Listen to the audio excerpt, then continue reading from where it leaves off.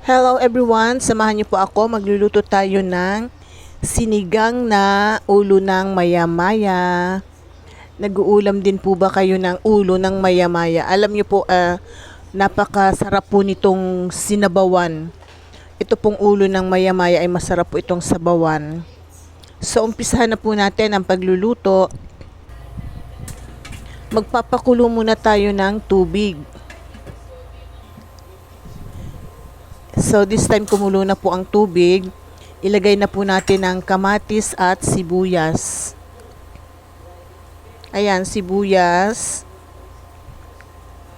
And then kamatis.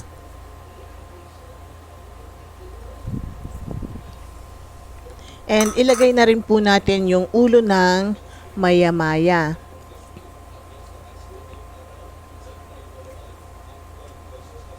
Napakasarap po nitong ulo ng maya-maya kapag sinisigang. Kayo po ba anong luto ang ginagawa nyo sa ulo ng maya-maya? Ayan, chine-check ni Grandma kung tama na ba or dadagdagan pa. Medyo marami po kasi ang 1 kilo ng ulo ng maya-maya. Dalawa lang naman po kaming kakaing mag-asawa. So ayan, pagkatapos po nito tatakpan natin at hayaan natin kumulo para maluto po yung isda.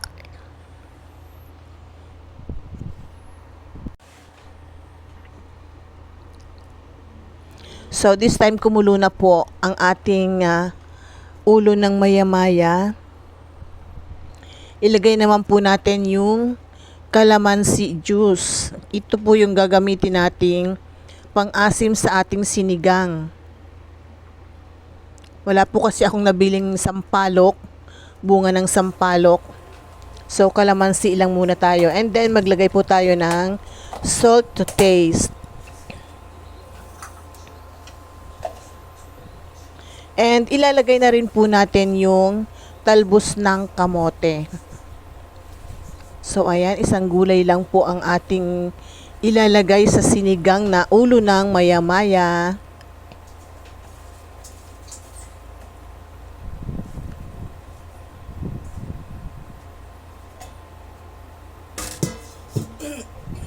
Pagkatapos po nito, tatakpan po natin at hayaan muna natin kumulo ng saglit lang. Saglit lang po.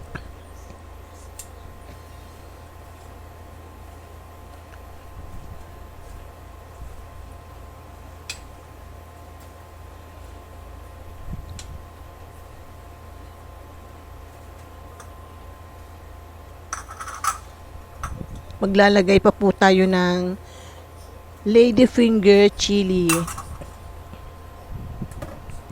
So, ayan. So, eto na po yung ating sinigang na ulo ng maya-maya.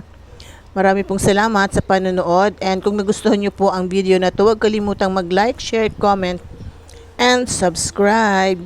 See you again on my next video. Bye! God bless everyone!